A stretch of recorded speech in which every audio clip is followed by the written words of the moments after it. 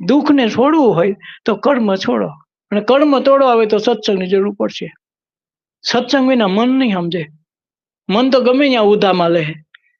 તો મનને આપણે સજાવીને સમજાવીને બાળકની જેમ ફોહલાવીને ઈશ્વર ભજનમાં વાળવું જોઈએ.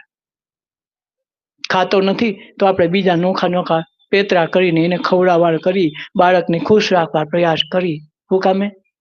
બાળક જલ્દી મોટું થાય, સમજનું થાય.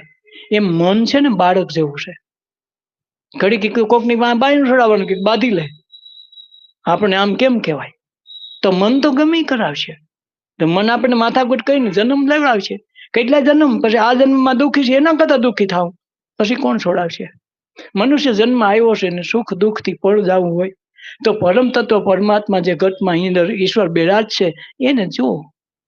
આ તો ઘરની માને રાયડું નાખીને એને વળકા ભરવા અને પછી